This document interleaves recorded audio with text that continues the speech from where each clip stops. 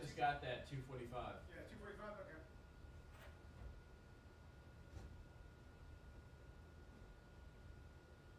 All right.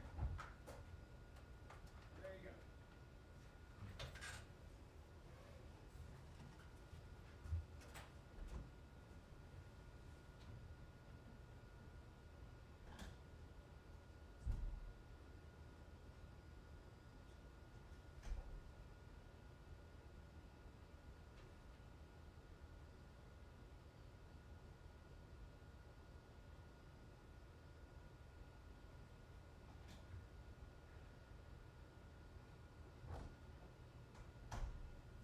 Confirmed 2:45.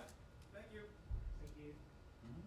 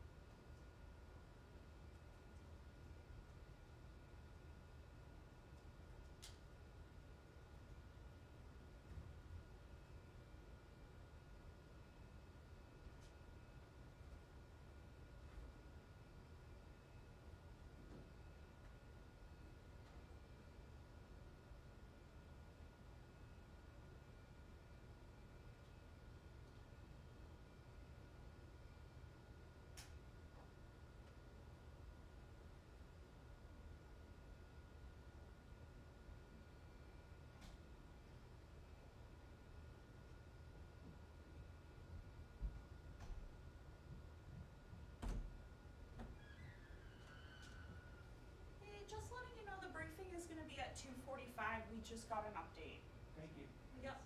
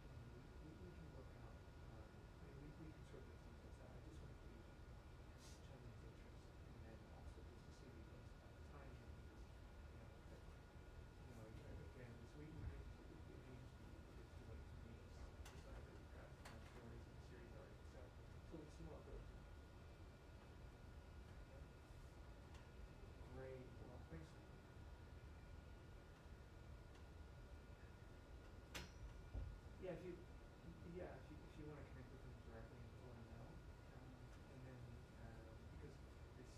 because I think the query would have to go to, so I'll send it to him and also to his boss in that case. So that kind of increases the chances that you both could go and then his CRs would be fine.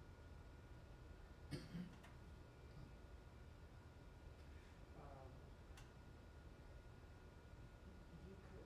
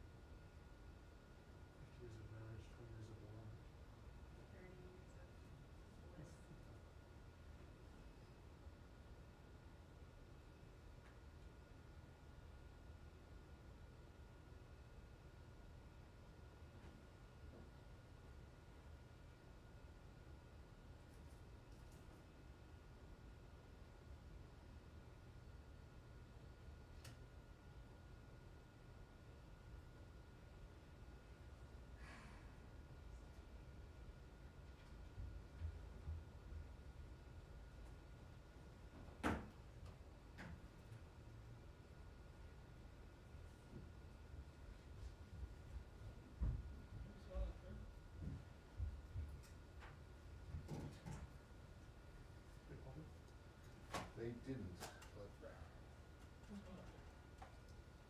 they were cited in the hallway by the always reliable Jennifer Hansen.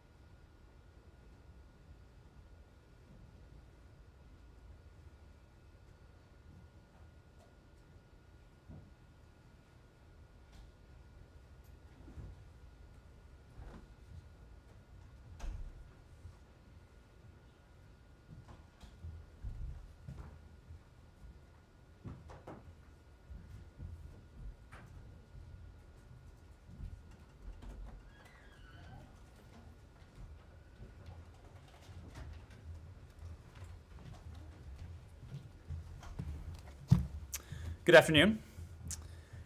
We have with us today a very special guest, I'm pleased to say, someone who is no stranger to this briefing room, someone who is no stranger to many of you. Our Undersecretary of State for Political Affairs, Toria Nuland, will offer some remarks at the top, and then she will look forward to taking your questions, and then we'll proceed with our regularly scheduled programming from there. So without further ado, Undersecretary Nuland.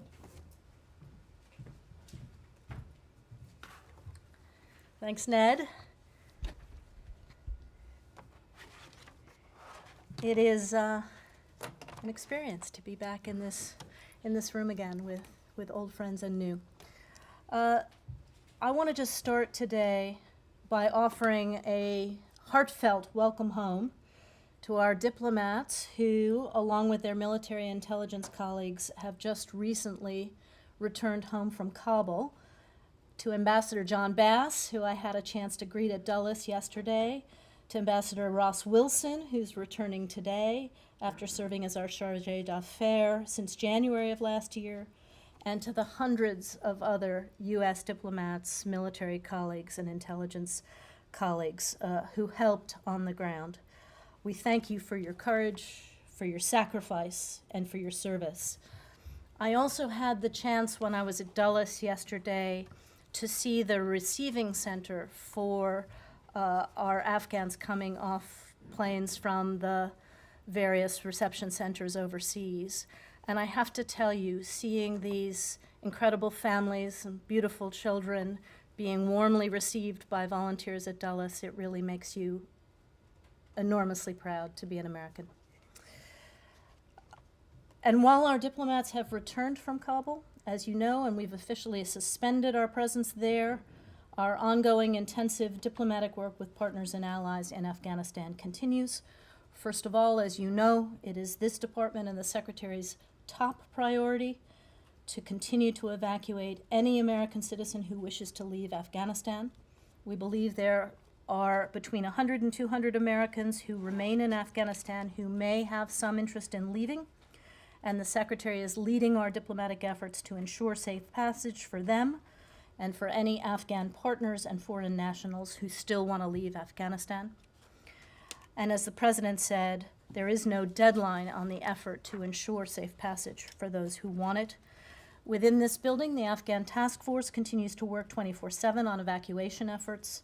And since August 14th, the task force has been engaging American citizens in Afghanistan. They've made more than 55,000 phone calls, sent more than 33 emails, and this outreach continues today and will in the days and weeks ahead as long as there is a need. And from the region, hundreds and hundreds of U.S. diplomats are coordinating with third countries, specifically those with active diplomatic presences in Kabul, to discuss safe passage options and other consular services. And as you know, more than 100 countries signed on to a joint statement earlier this week expressing our expectation that the Taliban will honor travel authorizations by our countries.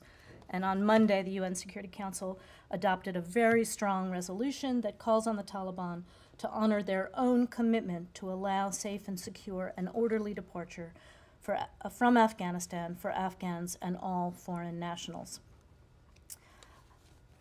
As this ongoing evacuation and relocation operation continues, to date, as you know, 123,000 people have been enabled to leave Afghanistan, including 6,000 American citizens and tens of thousands of at-risk Afghans. Our temporary residence locations in the Gulf have the capacity to process some 37,000 people on a rolling basis, and more than 65,000 Afghans and others have transited through the Gulf, with Qatar being the largest evacuation site. And our temporary transit locations and joint bases in Europe have the capacity to process 28,000 people on a rolling basis, and all of them have been very active as well. Total of 6 countries, and I think it's 10 locations overseas for processing. And each transit center offers humanitarian support, including meals, medical care, other necessities. Our diplomats work there hand in hand with service members and uniformed officers from CBP, from TSA, from all of the other agencies who are working round the clock, first to get American citizens home as soon as they land, and then to run biometric and biographic screening on the Afghan evacuees before they are brought to the United States or processed for a third country. And we're enormously grateful to the huge network of countries that have provided critical assistance for our evacuation efforts, partners and allies: Bahrain, Denmark, Finland, France, Germany, Georgia, Hungary, Italy, Kosovo, Kuwait, Pakistan, Qatar, Spain, Switzerland, Turkey, Ukraine, the United Arab Emirates, the United Kingdom, and others who have helped transit Americans and others to safety. Our close coordination with our allies and partners remains critical, both on evacuation and relocation, but also as we begin to scope our ongoing relationship with the Afghan people and with the Taliban. In the last few weeks, as you know, Secretary Blinken has made more than 50 bilateral calls to foreign leaders and met virtually with both his G7 and NATO counterparts. And on Monday, he convened a virtual ministerial that included Canada, France, Germany, Italy, Japan, the UK, EU, and NATO, as well as Qatar and Turkey, to discuss the facilitation of safe travel out of Afghanistan, including reopening Kabul civilian airport. And we expect that in coming days and weeks, that intensive multilateral effort will continue. Deputy Secretary Sherman's made dozens of calls and convened conversations on a regular basis with deputy foreign ministers and political directors from more than 27 allied and partner governments, sharing updates, sharing information. I've been burning up the phone lines as well, including with political directors and my G7 counterparts. And as you heard the Secretary announce earlier this week, while we've suspended our diplomatic presence in Kabul, we have set up our Afghan office in Doha, led by Ian McCary, to manage diplomacy in all of its aspects with Afghanistan and to work with allies and partners who have also relocated their operations to Doha. This will include consular affairs, providing humanitarian assistance, working on counterterrorism issues, working on political and security issues. So, just as somebody who spent almost 33 years in this department, I will say that this is one of the most difficult and certainly the most enormous efforts that I've been involved with, stretching all across the department, all across the interagency, and all across the globe. And I am personally, I know the Secretary is enormously proud of our people, but we've got a lot of work still to do. over to your questions. Matt? Thank you. Welcome back to the podium. Thank you. I'm sure you missed it. I won't say us, I'll say it. I'm sure you missed the I podium. missed you too. Right. Without a doubt, seeing what you described yesterday when you went to Dulles and seeing the Afghan families getting off the planes, everyone I think understands that, but I think everyone in this room either has personally spoken to or has colleagues who have personally spoken to U.S. citizens, particularly, or LPRs, legal green card holders, who were being assured, who are still in Kabul, who did not get out, who were being assured up until the very last minute that, hey, we know where you are, you're not going to be stranded, and now they've been stranded. So what are you telling them now, presuming that you're still in contact with these people, particularly as reports start to increase about the Taliban doing exactly what they said they wouldn't do, which is exacting revenge on people. And I'll let someone else ask about the SIVs, but that's what is the message right now to U.S. passport holders and families who are like all green card holders who were not able to get out? Well, Matt, as I said, these efforts did not end on August 31st, and they will not end until we have secured the evacuation of any American citizens and LPRs and folks who worked with us and served the American people who want to get out. So we've been in contact with them in the last 24 hours to tell them that we are looking at all possible options, air routes, land routes, to continue to find ways for them to help evacuate and to support them in that. We're trying to ascertain who precisely still wants to leave, who their dependent family members are, what routes may or may not feel comfortable to them. We're also working intensively, as you know, with countries on the ground who are trying to get the civilian airport open.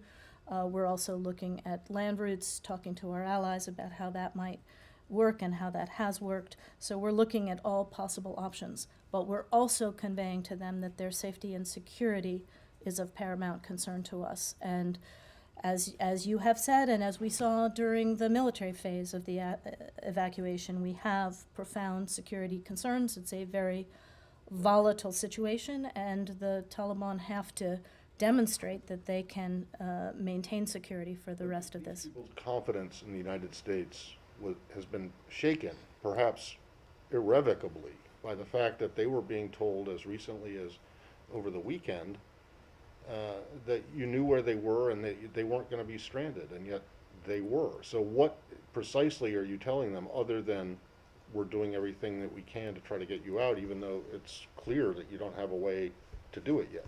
Well, the messages are being tailored depending upon who they are and where they are. I'm not going to get into the specifics of that, but the first thing we have to do is ensure that we can get air routes and land routes secured, and that's what we're working on. But what we mostly need to understand is to continue to evaluate who is where, who they have with them, so that we can, on a case-by-case basis, do what we can to tailor evacuation routes for them. Thank you. Meredith. Hello. Thank you, Madam Undersecretary. So I have two questions. One is basically following up on that, but I want to expand it to the SIVs as Yes. well. And I understand you may not be able to share precise plans, but for example, one of the people that Matt mentioned is somebody that I spoke to in his first story that we put out today. And this is a US passport holder, and he has 6 daughters. None of them are American citizens. Yeah. And basically he was assisted, but he was told to come to the airport alone, and that was the only way for him to get out. So for someone like this, what is the guidance at the moment? Are you giving any guidance about overland routes? And my second question is a little bit wider, and that's about Taliban recognition.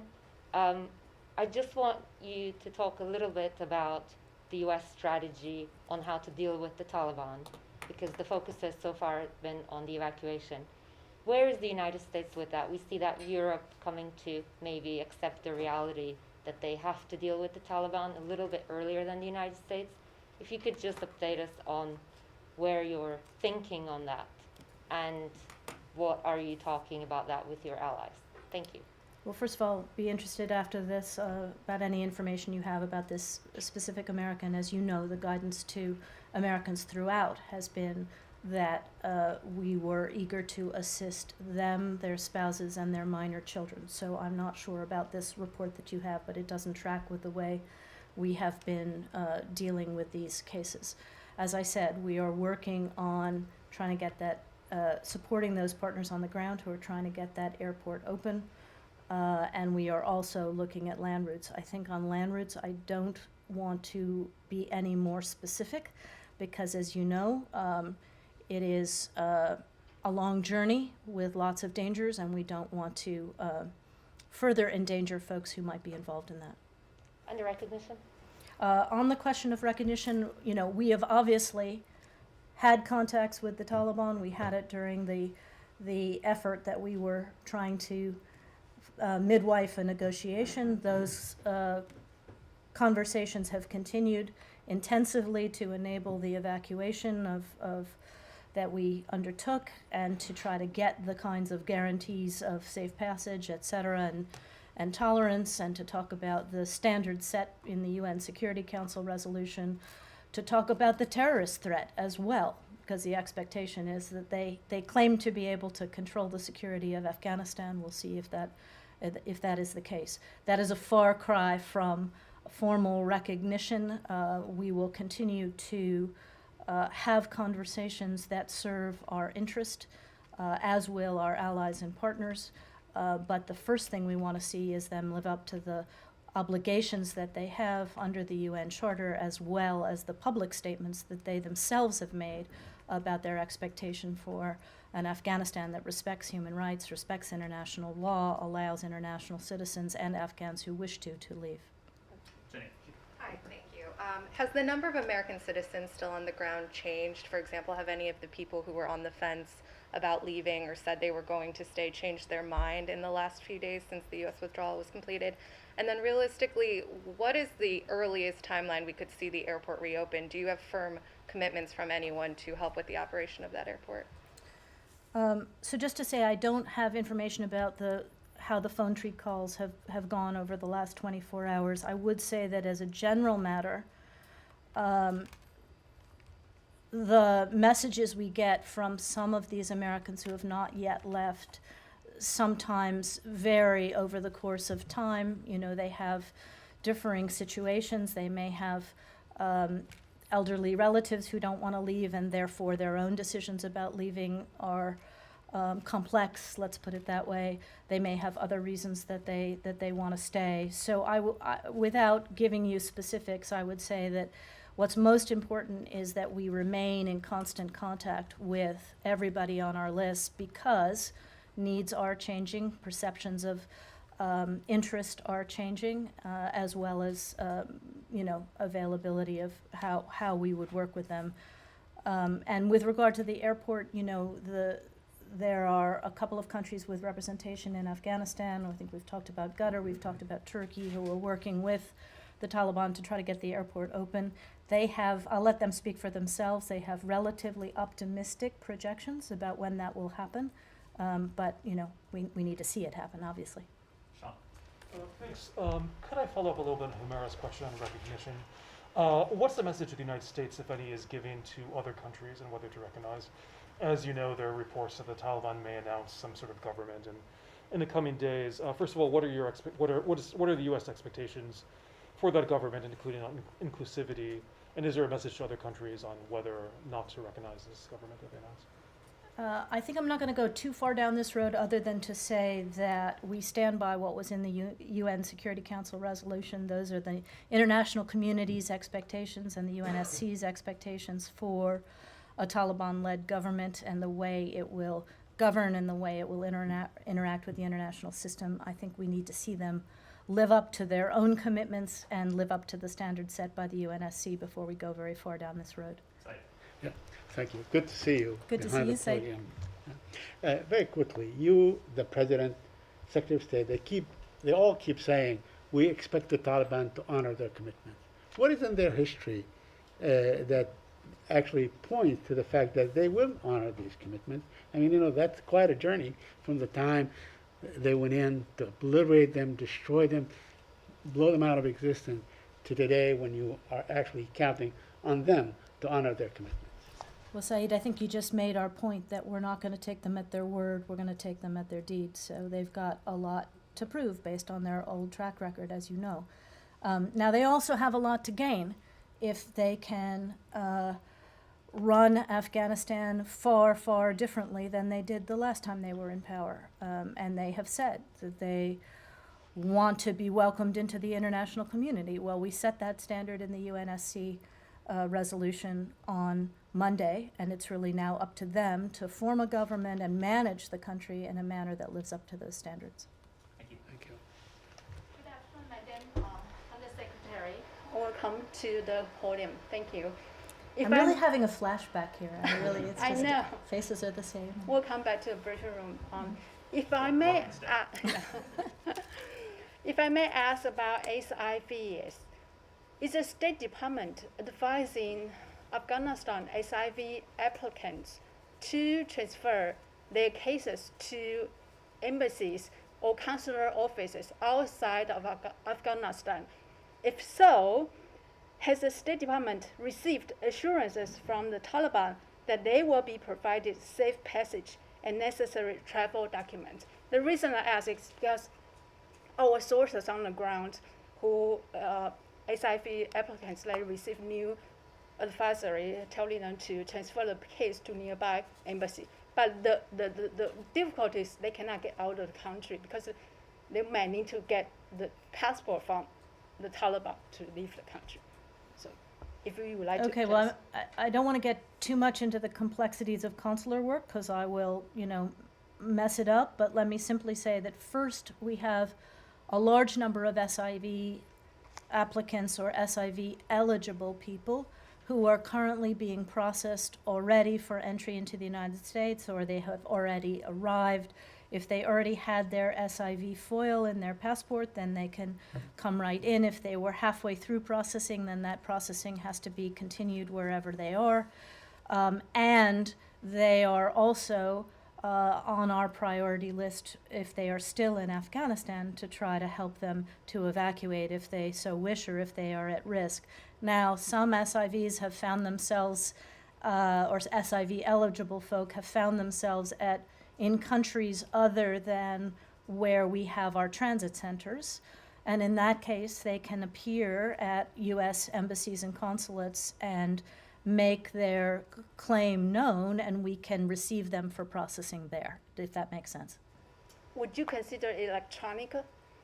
I'm sorry? Would the State Department consider issuing electronic documents to them? So for those folks who are still in Afghanistan, who have a claim to come and who we want to help evacuate, part of this process will be to ensure that they have a travel document from us that the Taliban will recognize, because they have said that they will allow folks who have a legitimate travel document to evacuate. So, as I said, some already have that document, some have an electronic document, some we may need to work on building a named document, and we're looking at all of those things and working on them.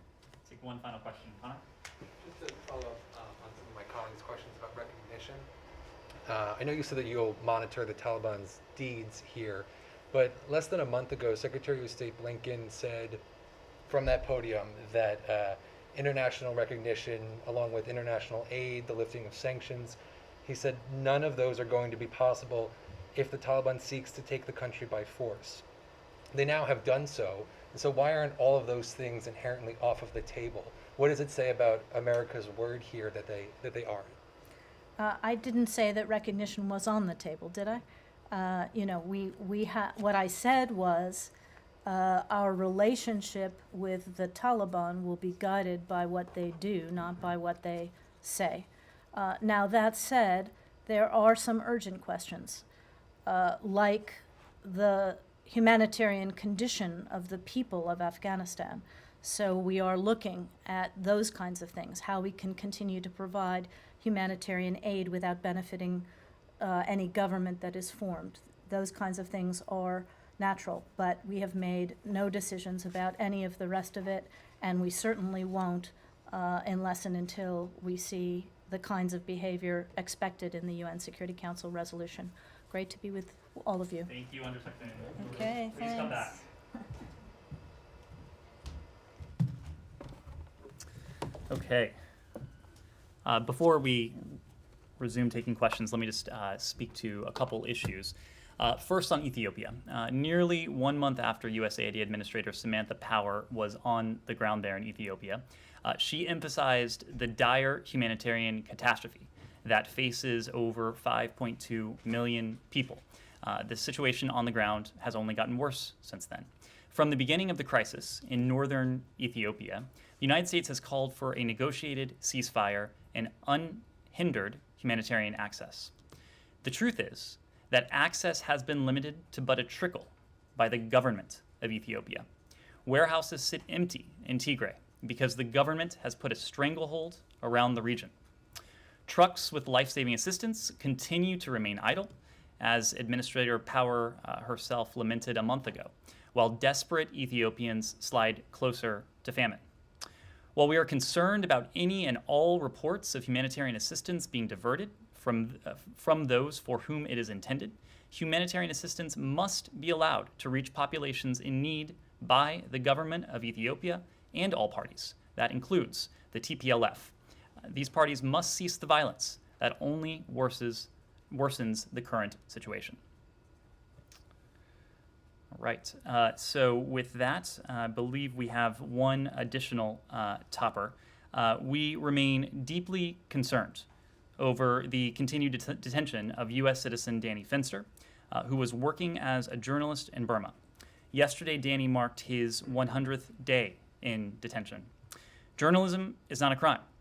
The detention of Danny Fenster and other journalists constitutes an unacceptable attack on freedom of expression in Burma. We continue to press Burma's military regime to release Danny immediately.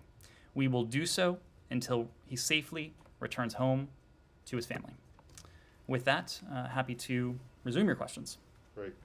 Thanks, Ed. I just want to drill down a little bit into this 100 to 200 who remain U.S. citizens.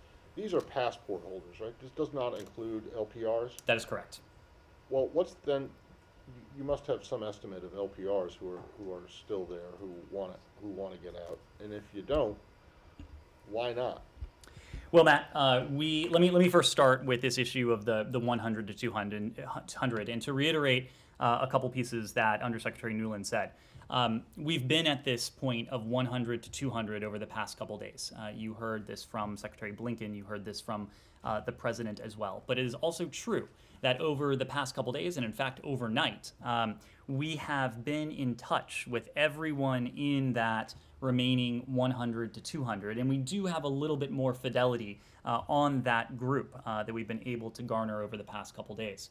We have said that the number is likely closer to 100. Everything we have seen over the course of the past 48 to 72 hours indicates that is in fact the case. The number is likely closer to 100, perhaps considerably closer to 100. Again, this number is dynamic. It will go down, and in fact, we have received confirmation that some of the individuals we initially included in this range of 100 to 200 were in fact never in Afghanistan, or were not in Afghanistan when we were doing that outreach, or have safely returned home in recent hours. That all has to do with, I'm asking about green card holders, Right. who you also have a responsibility to, along with the SIVs and other but now I'm just asking about green card holders. Was there a decision made at some point to forget about those people No. and only allow U.S. passport holders in and onto into the airport through your checkpoints, not the Taliban checkpoints, but through your checkpoints and onto and onto planes? Because a lot of them feel like they frankly got screwed here and that they were lied to, because they had been told by people on the task force, just what I mentioned to Toria, that we know where you are. We're not going to let you, we're not going to strand you. Don't worry, stay tight, hold tight. And now, you know, what do they do? I mean, are you in touch also with the green card holders So, in Matt, the last 24 hours? so let me start by saying we have a special responsibility to American citizens, and that is spelled out in 22 U.S. Code, Section 4802. It is spelled out in some detail there, the special responsibility we have to U.S. citizens. We also do have a commitment to LPRs, to lawful permanent residents, and we have been in touch with with LPRs. We had good reason at the time to be in Afghanistan as the evacuation operation was underway. So when we first started messaging American citizens, SIVs, other at-risk Afghans, we absolutely did and continue to message lawful permanent residents. So let me just make another point here. We have been consistent in that messaging that we will do during the course of the evacuation everything in our power and space permitting to bring them to safety on a U.S. military airplane. Now, of course, our commitment has not expired. That commitment endures. And now we remain committed to bringing them out of Afghanistan if they should choose to do so. When it comes to the number, we have gone to some pains to explain how we arrived at the figure of approximately 6,000 when it comes to American citizens. That is a figure where we have the greatest fidelity, again, because our first responsibility and our first commitment in all of this has been to American citizens and American passport holders. The number, when it comes to LPRs, is of course going to be larger. It is going to be and it has been, a more complex endeavor to determine with any specificity what that number may be. We've been able to refine it. We believe that we have effectively been able to message this universe of individuals, but we're just not able at present to give you a firm figure as to how many LPRs may be in Afghanistan who wish to leave. But again, our commitment to them remains. If there is an LPR in Afghanistan who indicated a desire to leave before, or who changes his or her mind in the coming days, weeks, months, or beyond, we will help that person. We will help that person depart Afghanistan. The family that I'm referring to, and possibly the family that Humera is referring to, I mean, they were told, you guys do know, it defies logic to think that you guys don't have even a rough estimate of the number of LPRs who are out there. We have endeavored throughout this to provide only numbers in which we have a high degree of confidence. That is why many of you have asked about reports that the number of Americans was much higher than it actually was. There have been a lot of numbers thrown around. We have done everything we can to provide you with information that is both timely, but that is also accurate. And given the complexities involved in boiling down a number like that, not only taking the number of LPRs, but then boiling it down to how many of those LPRs may wish to leave the country, that is something that will take time for us to offer publicly with some degree of precision. Humera. No, there's actually a story that's just out there from Politico, citing 3 people familiar with the matter that Ross Wilson, former charge d'affaires of the U.S. Embassy in Kabul, recently tested positive for COVID, and that he currently has only very mild cold-like symptoms. Can you confirm, deny, or say anything about this? I hope you're not surprised to hear me say, we of course are not in a position to speak to anyone's private health records. What I will say is that when our officers come out of Kabul and they spend time in a transit point, they are tested for COVID as a matter of course. And so we are taking all appropriate precautions for individuals who are coming out of Afghanistan. Look, I don't have to tell you that individuals who are being relocated, who recently left Kabul, have been involved in one of the most ambitious, one of the most intense operations this department and this government has ever undertaken. They have been around, I would presume, quite a few people. The social distancing may have been difficult at times, and so that is why we are taking these precautions for anyone who has recently come out of Kabul. Sure, he's just traveled on a plane though, so I can assure you that if we knew someone had tested positive for COVID, we would take appropriate precautions to relocate anyone like that back to the United States. okay, I have one more on your favorite, which is numbers. In the briefing earlier today, a senior State Department official basically said a majority of the Afghan SIV applicants were still in Afghanistan. So based on your commitment to get them out, surely you do have an estimate or a number how many people they are. Can you give a rough number? Tens of thousands, thousands, close to 100,000? So I can give you a little more specificity, but let me just explain why we're not yet in a position to provide a firm number. As we've said, during the evacuation process, our priority was putting as many people on as many planes as quickly as we could. And of course, we brought to the United States, or to third countries, about 124,000 individuals.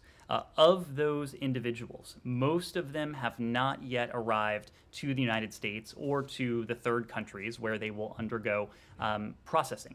And so we are not yet in a position to have specificity, because they are not yet, in most cases, in our system to determine how many may have been SIVs, how many may have been our locally employed staff, how many may have fallen into the P1 and P2 category. But in terms of a bit more specificity, DHS is processing individuals back in the United States, as you know, and we do have some preliminary data based on that DHS processing. Since August 17th and through August 31st at midnight Eastern Time, 31,107 people have arrived to the U.S. as part of this operation. So of that subset, which of course is just a small subset of the 124,000, we understand that about 14% are U.S. citizens, or 4,446. About 9% are LPRs, 2,785. And the remaining 77%, 23,876 individuals, are Afghans at risk. And of course, falling into that category are SIVs, other visa holders, P1, P2 referrals, and perhaps others as well. So it is fair to say that the vast majority of individuals who were evacuated as of August 31st fall into the category of Afghans at risk, and many of them will be SIVs. I should also hasten to add that the U.S. citizen figure here, the 14%, that's 4,446. As you know, we ourselves evacuated approximately 5,500 and probably more U.S. citizens. So that's the vast majority of U.S. citizens. So these initial figures probably overcount U.S. citizens, because our first priority, as we've said, as I was telling Matt earlier, was and is to U.S. citizens, to U.S. passport holders. So as additional individuals come to the United States, we expect the proportion of other categories, of LPRs and Afghans at risk, to rise. What was the start date for that? You said August 17th. 17 to 31? That's right. Sean. Sure. Could I ask you about the issue of the journalists from Radio Azadi? There's, of course, been a lot of concern about, first of all, their estimates of the numbers issue, if there are estimates about how many are there. There's estimates of hundreds. Do you believe the United States has done everything that it can to help these people get out if they choose to? And what's the game plan now for helping journalists from Radio Azadi to leave if they so choose? We will continue to do everything we can. We're not talking about this in the past tense because our efforts have not ended. Our efforts will endure. We have made a commitment to those who have served the U.S. government, to those who have served the U.S. The American people, to, of course, American citizens and lawful permanent residents as well. So you heard from Undersecretary Nuland that we are considering all possible options to facilitate the departure of individuals in these categories from Afghanistan. As a predicate for that, we have worked with the international community, more than half the world's countries, all of the most important stakeholders have signed on to the idea that the Taliban must uphold their commitments of safe passage. That was job one, to underscore that predicate and to make clear to the Taliban that should they not uphold that commitment, the international community would be in a position to hold them accountable to that. Number two is working on these potential routes for departure. And I mean routes literally, and we've talked about overland routes, but also pathways like civilian airports. Well before the last military plane left, we had engaged in diplomacy with countries in the region, to include Qatar, to include Turkey, brought in the private sector as well to do an assessment of the airport, and our goal is to support a safe reopening of this airport just as soon as we can, for two reasons. Number one, to allow the provision of humanitarian supplies to the Afghan people. You need a functioning civilian airport to do that. But number two, of course, is to provide a means by which those to whom we have a special commitment to depart the country. That's what we're working on as quickly as we can. We're working to support the efforts of our partners on the ground, and this is a priority for all of us. Saeed. I want to change topics if I may. Well, let's take a couple more questions on Afghanistan, and then we'll come back. Yes. Right. So just to drill down a little bit, I've been speaking with an American citizen today. His parents, sister, and grandmother are stuck in Kabul. They tried to get out of the chaos, they couldn't, and State Department's telling them today that it could be days, and they haven't communicated a plan for them. And so my question is, what assurances, what confidence can you give them? Because it seems to them that you're telling them you don't have a plan. And then in the larger sort of numbers category, since we're doing numbers, have you gotten any American citizen out since the last flight left on August 30th? So what I will say is that we are exploring all possible options to bring Americans, to bring LPRs, to bring those to whom we have a special commitment out of Afghanistan if they should choose to do so.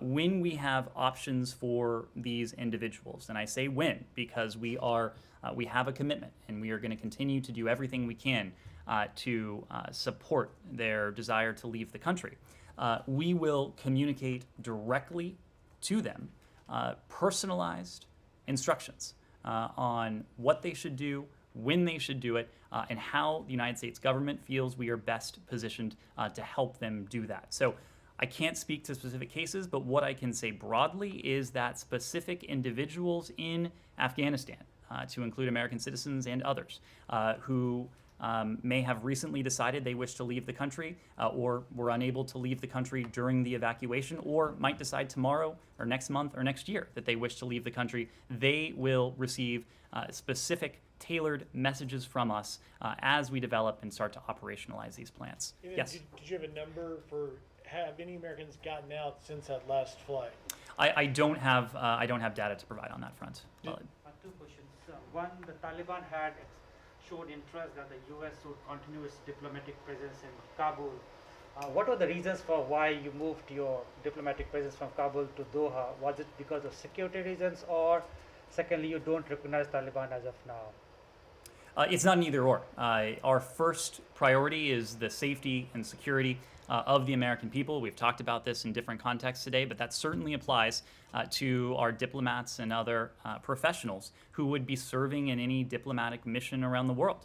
And we made the judgment, for I think reasons that should be understandable to everyone, that it was not appropriate for us to maintain a diplomatic mission in Afghanistan at this time, given the security environment. Now, on top of that, there are other issues of recognition and what our diplomacy towards any future government in Afghanistan might look like. We feel that we are best equipped to approach any future government in Afghanistan from the team we have on the ground that is already operating on the ground in Doha. We are aided in that endeavor by the fact that a number of other countries around the world have offices in Doha where they have engaged with the Taliban previously, where much of this multilateral diplomacy has taken place. So we came to the judgment, as have many other countries, that approach from Doha was the appropriate setting to undertake this. Connor. One more question on former President Ashraf Ghani. I think you call him a former now.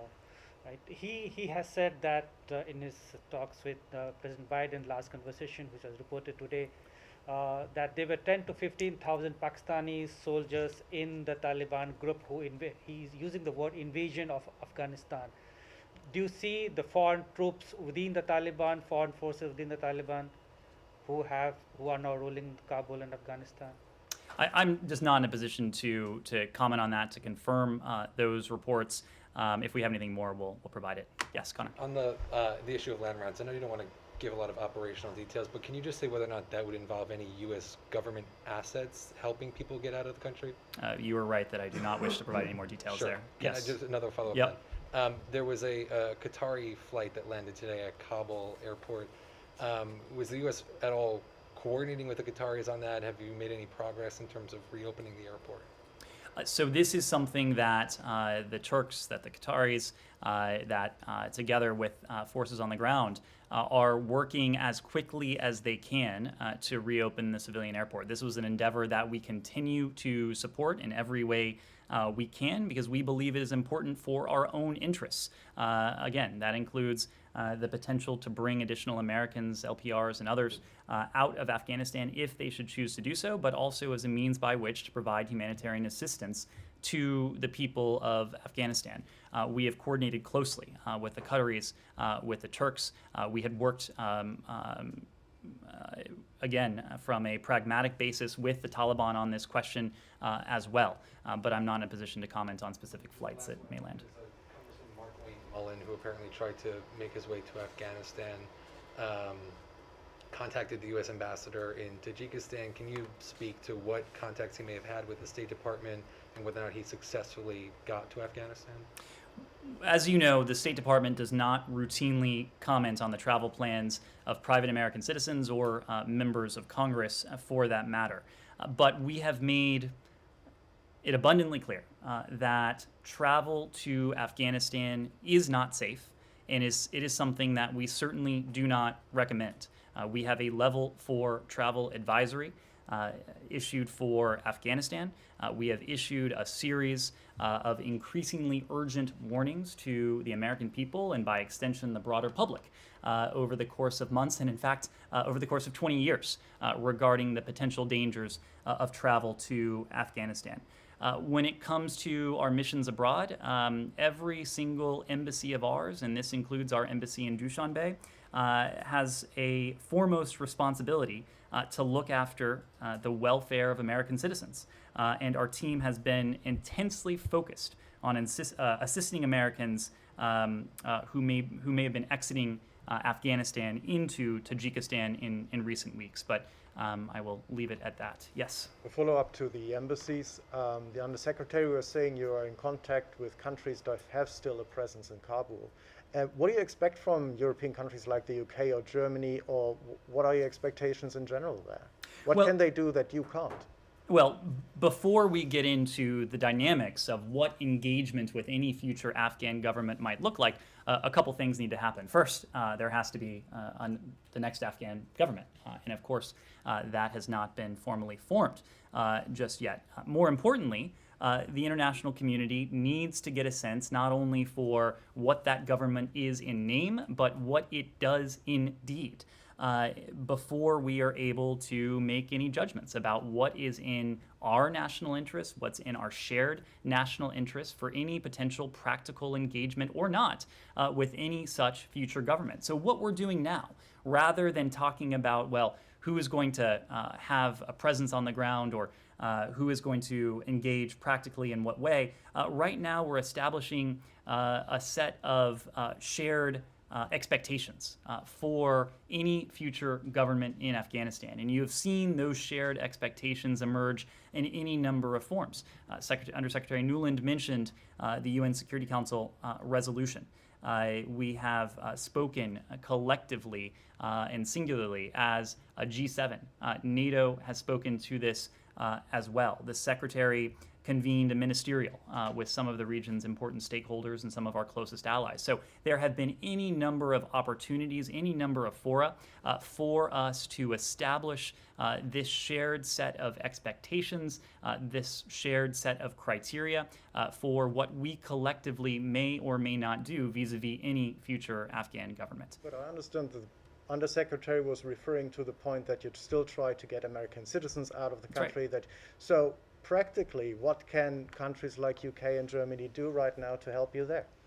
Well, we are in this together, and I know that the British government, that the German government, there are other governments who are doing precisely what it is that we are doing. And that is conceiving of plans to help our citizens, to help those who have helped our governments and our peoples over the years to depart Afghanistan should they choose to do so.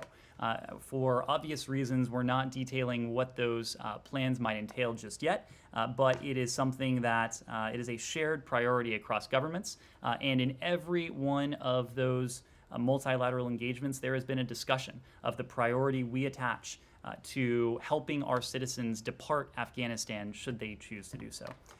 Take a final question maybe on Afghanistan, Jenny?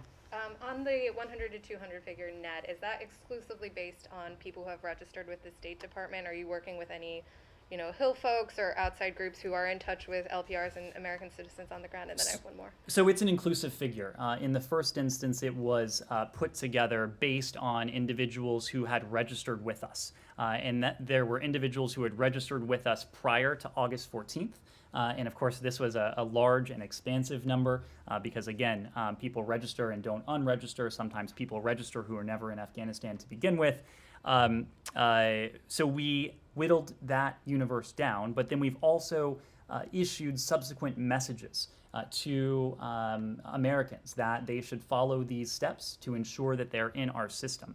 So that is how we arrived at the ultimate figure of some 6,000 and the remaining 100 to 200 that's likely closer to 100. But anytime someone comes to us and says, I know of a U.S. citizen who is here and these are the contact details, those are details that we very much welcome. And so every one of you who raises a case of an American citizen here, it's one thing to raise it here. It's very important that you also ensure that those details are provided to us so that we can ensure that we're doing everything we can as appropriate to help these American citizens. Where's Special Representative Khalilzad? Is he in Doha? What's his role going forward? So my understanding is that he has returned from Doha.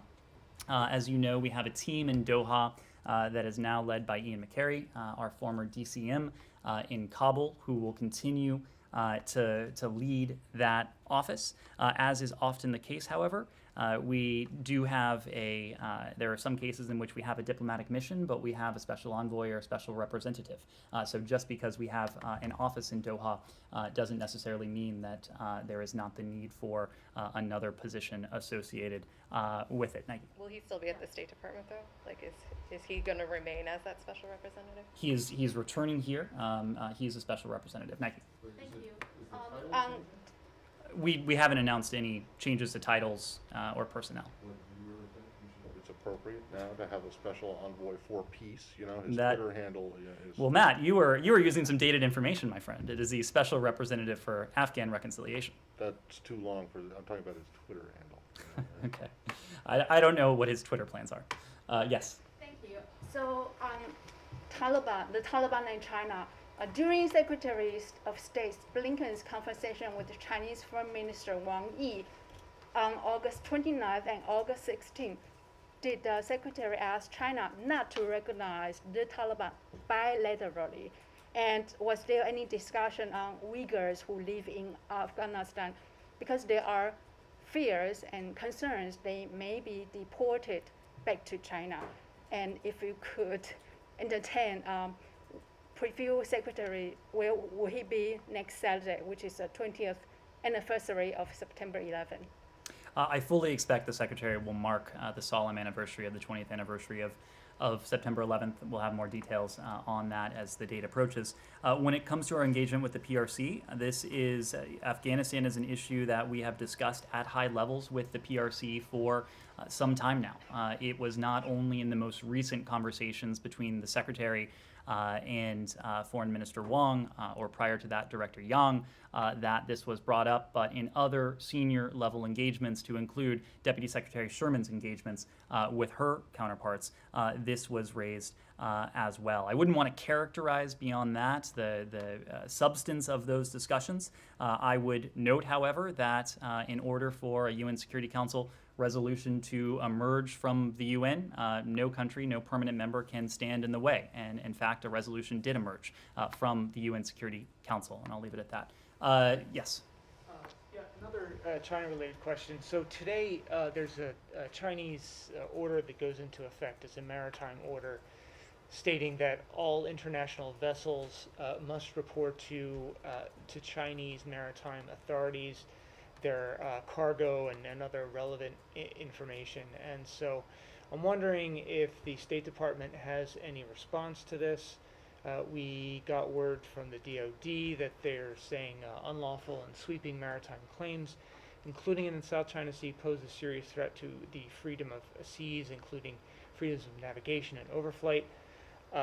And so, being that the State Department has made quite an issue of maintaining a free and open Indo-Pacific region, wondering what sort of reaction the State Department is going to have, what sort of discussions they may have with China, or have there been any connections with China or discussions with China about this edict that goes into effect today? So at the core is the principle of a rules-based international order, and our steadfastness in standing by the principle that there should be a universal set of rules for all countries, large and small, to include in the maritime domain. This is something that we have discussed with our partners and allies in the region. It has been a staple of our discussions in the Indo-Pacific.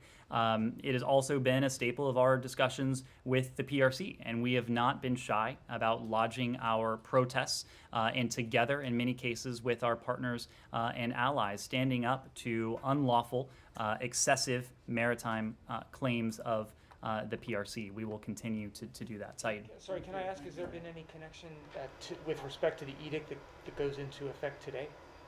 If we have a reaction to that, we'll get that for you. Thank Saeed. Issues. Last week, there was an agreement in this building, apparently, on allowing Israel into the visa waiver program. Now, when the law was passed back during the 113th Congress, I believe, public law 113/296, it stated clearly, the version that passed, that Israel must cease its discriminatory action against Palestinian Americans. They were always denied entry and so on. And my question to you, because the version that passed clearly stated that Israel must satisfy the requirements and the parameters that you guys set. And my question to you, will the Biden administration ensure that this law is followed and that Israel remain ineligible to join as long as it continues to discriminate in its entry policies toward Palestinian Americans? Saeed, when it comes to the visa waiver program in Israel, and this, I believe, was mentioned in the readout of the president's meeting with the prime minister as well, we support steps in the bilateral relationship that would be beneficial to both of our peoples. And one such step is working together towards Israel fulfilling the requirements of the program, of the visa waiver program.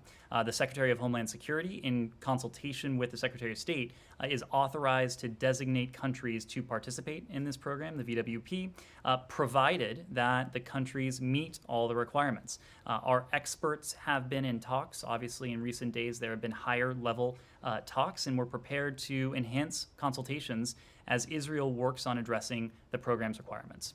Now, just a quick follow-up on the Palestinian issue, but you still hold Israel responsible to fulfilling these requirements, correct? There is a set of requirements that any and all countries must fulfill in order to join the visa waiver program. In the past few days, there were meetings between the Israeli Defense Minister Gantz and the Palestinian Authority President Mahmoud Abbas.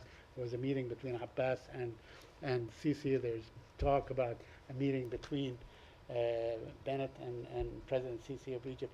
Are you involved in any of these talks? Are you,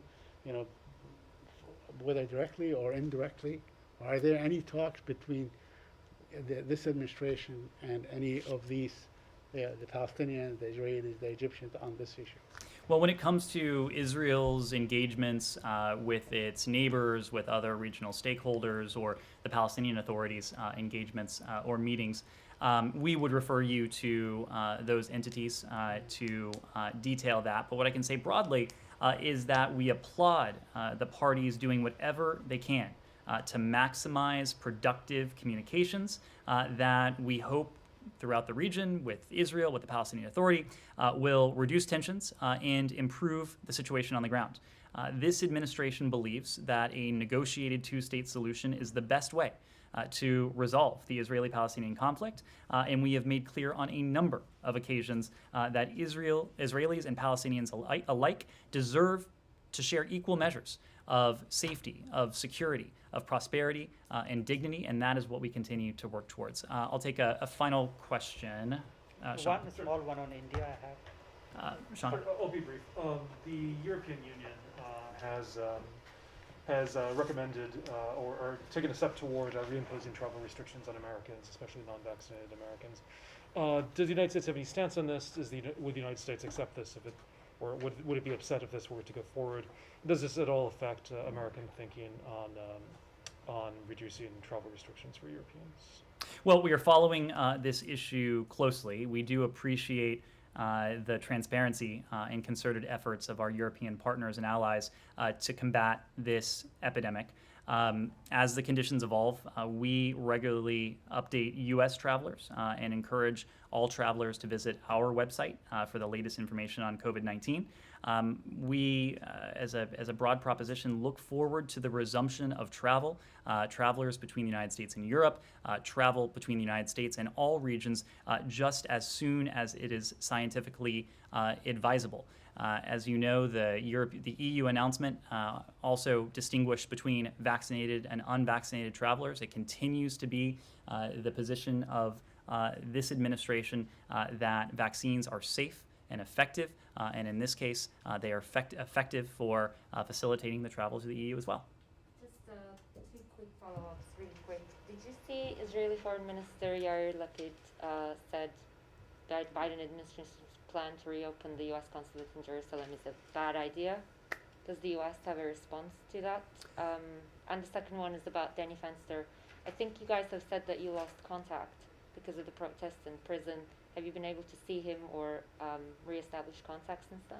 When it comes to our CG in Jerusalem, Secretary Blinken has addressed this on a number of occasions. In May, he said, quote, "The United States will be moving forward with the process to reopen our consulate in Jerusalem." We don't have any updates to share at this time. When it comes to Danny Fenster, yes, we have been in more recent contact. Let me just. As